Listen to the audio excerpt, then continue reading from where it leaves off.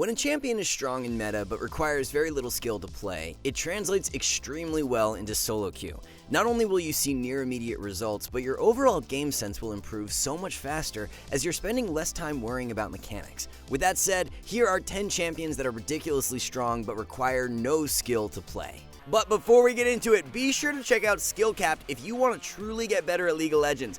We're the only service that offers a money-back guarantee if you don't climb at least 5 divisions while actively using our service. We do this because our service really does work, and if it doesn't work for you, you shouldn't pay. Learn more at the end of this video or click the link in the description below. The easiest and most effective top laner that you can play right now is Tahm Kench. Mechanically, Tahm may not be as face roll as some champions, but he's definitely up there. Once you can be consistent with landing your Q, there isn't a whole lot else that's mechanically demanding. Q into W is a simple engage combo that you need to nail down, but you'll have it mastered within the first few games. Tahm's passive provides his autos with bonus damage, so a lot of the time you can easily beat out the opponent in the 1v1 simply by autoing and continuously proccing Grasp. If you take Ghost instead of Flash, you can stick onto the enemy super easy and run them down at level 6 for free kills. When it comes down to consistently strong top lane picks, there are few who beat Tahm, as his simple kit, tankiness, and ability to output strong damage make him the perfect fit for our list. With Frostfire recently buffed, it's made Tahm even better because his abilities scale off of health.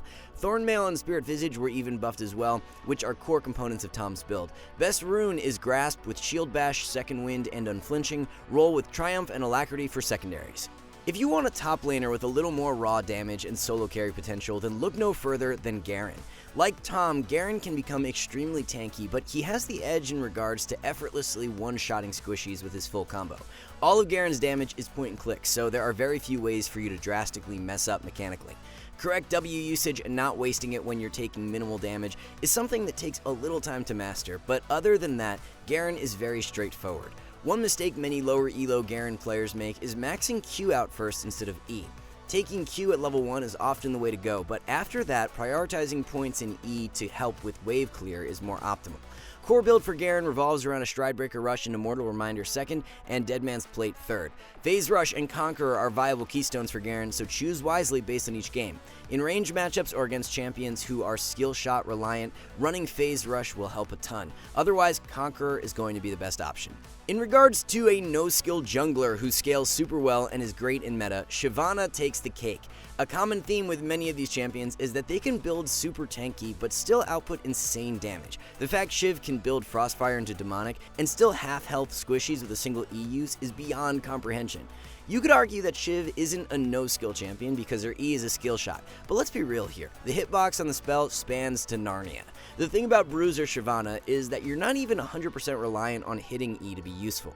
PTA is what you run as the keystone, and with the durability from Frostfire and Demonic, you get right up into the middle of fights and deal consistent DPS. Dragon taking power is amazing with Shyvana, so it's always a win condition you can be looking to play towards. Consistently farming, securing dragons on spawn, and unleashing havoc on your 2-item spike will lead to great success. Volibear is the absolute perfect example of a champion who needs to be in our top 10. Volley has taken the jungle meta by storm over the past few patches and is a phenomenal pick for every single elo bracket. The fact Volley's engage pattern is so easy and reliable makes him a champion you can win with right away. Landing E on a consistent basis is the one difficult mechanical aspect of Volley, but comboing it with your Q stun is one way to make it a near guaranteed hit. Point and click lockdown from Q coupled with the gap close from ultimate allows Volley to capitalize on picks so reliably.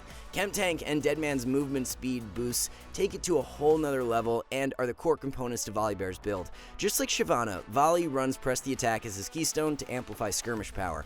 Even though you don't build a single damage item on Volley, the passive damage from Deadman's and Chemtank combined with a quick PTA proc is nothing to scoff at. Next, let's take a look at a couple mid lane picks, the first one being Swain. Swain is one of the best mid laners you can pick up right now without needing to spend hundreds of games to master. Being an AP bruiser, Swain plays a little different than most mid lane champions as he can become this really durable frontline disruptor. Swain can soak a ton of damage himself while outputting consistent DPS from his Q and ultimate, which makes him really strong in extended skirmishes. Ever since the durability update, Swain has transformed into one of the most reliable champs you can play. Swain E will take a little while to get used to, but compared to the majority of mid lane champions, his kit is is very easy to pick up. Standard Swain build is a Liandry's Rush into Zhonya's second and Rylai's third. Demonic Embrace is a great pickup as well, especially against tankier comps. Conquer is the best keystone for most games, however Phase Rush definitely has a place into more skill shot reliant comps or into champions that have a ton of slows. Swain's main weakness is sticking onto targets, so Phase Rush can really help in that regard. I can't remember the last time this champion wasn't a lock for a list like this, and we're talking about Malzahar. Malz never seems to become super broken, but he's never in a weak state either, which makes him so great to have in your champion pool. Malzahar has become so much stronger in recent patches as well due to the fact that you can now abuse the mana crystal strategy. Since all champions have 70 extra base health, you don't really need to go Doran's Ring and can instead start mana crystal with refillable pot. By doing this, you accelerate into a very fast Lost Chapter buy and escape Malz's weakest point in the game much faster. In runes, you also want to make sure that you grab Futures Market so the Lost Chapter buy becomes even quicker. Summon Aerie is the standard keystone for Malz, followed by all the strong scaling options. The Futures Market and Freeboots allow you to hit a Liandry's and Rylai's core nice and early, which is where Malz can start popping off. The point and click damage from E will start melting, while AoE silences from Q can be game-changing in teamfights. Of course, Mal's ult is one of the most OP yet easiest pick tools in the game, but that goes without saying. Making the cut as our first ADC selection is going to be Misfortune. MF is one of the least mechanically intensive marksmen and has only become stronger in recent patches, with the likes of Zeri, Vayne, and Lucian all being nerfed. While most ADCs rely on weaving in autos to trade in lane, MF simply spams out her unmissable E for guaranteed poke. Same thing applies for later on in the game. Many ADCs need to get up close and kite around while autoing to be useful, but MF can just sit back and unleash that one good ult to be effective. Lining up those Qs to execute low health minions and bounce onto the enemy for loads of damage takes a bit of time to get used to, but is so rewarding once you can consistently pull it off. Lethality is still the most optimal build for MF right now, as an Eclipse Rush into Manamune second and Cyrilda's Grudge third is standard. Run Comet as the keystone to amplify early poke power, and grab Mana Flow along with Biscuits so that you can spam out E more often. Although Veigar's not a traditional ADC, fact is, he's a better bot lane pick than the majority if you're looking for that no skill yet strong pickup. When played bot lane, Veigar is allowed to scale even easier due to ADCs lacking the same kind of bully power that mid lane champions have. Stacking Q is super easy, and by running Teleport as your secondary summoner, getting poked out early on doesn't really matter. As you get to scale for free by stacking a ton of AP, when the mid game rolls around, the average Veigar is going to provide his team with way more value than the average ADC. Cages and choke points don't take any skill to use, but can single-handedly win you games. Point and click ulting the enemy squishy as they dive in is effortless, but can get rid of a high priority target in an instant. Optimal Veigar build consists of an Everfrost Rush, followed by Rabadon second and a Zhonya's or Anathema's Chains third. Predator and Electrocute work great for Veigar's keystone, so it comes down to preference and matchups. If you think you've got some decent kill threat in lane, then grab Electrocute, but if you feel it's going to be a farm fest, then run Predator so you can make more proactive plays in the mid game. One support who has become the ultimate no-skill free win champ post-durability update is Sona. Sure, you have the skill shot from Ultimate that can be somewhat difficult to land, but the reality is you don't even need to hit it to be useful come mid-game. Sona on 2 items spamming out constant heals while providing her team speed boost is so potent yet easy to execute. Sona wants a meta where fights last longer, as the more heals she's able to get off, the higher chance her team just steamrolls through the enemy. Since all champions are tankier now, the likelihood this occurs has shot up drastically. Grievous Wound items don't have as much strength anymore, and it's another reason why Sona has seen her power level rise. Moonstone Rush into Archangel second and Staff of Flowing Water third has become a really strong yet underrated core. Too many players are still autopilot buying Putrefier when Staff is more optimal if the enemy has little healing. Best rune page is Summon Aerie with Mana Flow, Transcendence, and Gathering Storm. Conditioning and Revitalize work best for secondaries. To round out the top 10 and taking home our second support feature is Zyra. Similar to Sona, Zyra has seen a great rise in strength as a result of more durability being added to the game.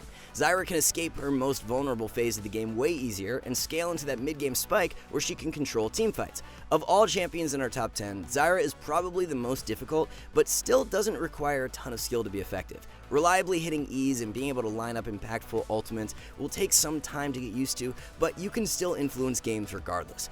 Just throwing plants down and proccing Rylai's slows while burning the enemy's health bar with Liandry's damage is super easy to do. Core build for Zyra is Liandry's Rush into Zhonya's 2nd and Rylai's 3rd. You can definitely interchange the purchase order of Zhonya's and Rylai's depending on how bad you need the stasis from Zhonya's. Rune page will be Comet with Mana Flow, Transcendence, and Scorch. Pick up Taste of Blood and Relentless Hunter for secondaries. Alright guys, before we wrap this up, let's tell you a little more about SkillCapped. So, we offer a 5-division rank up guarantee, and think that's a pretty crazy thing to offer. It's like a gym membership guaranteeing you'll get ripped. Your local gym would go bust if they offered that, right? Not us. We've offered this for years because our service really does work. It works so well, in fact, that we're able to produce by far the largest catalog of premium league guides on the internet. We add over 20 videos a week, with over 1,600 guides curated into over 100 courses no one can compare. We've also sent Challenger players into ELO Hell 714 times and counting, where they commentate how to carry live. They also respond to all questions asked. Sign up today for as little as $6.99 a month if you are serious about improving.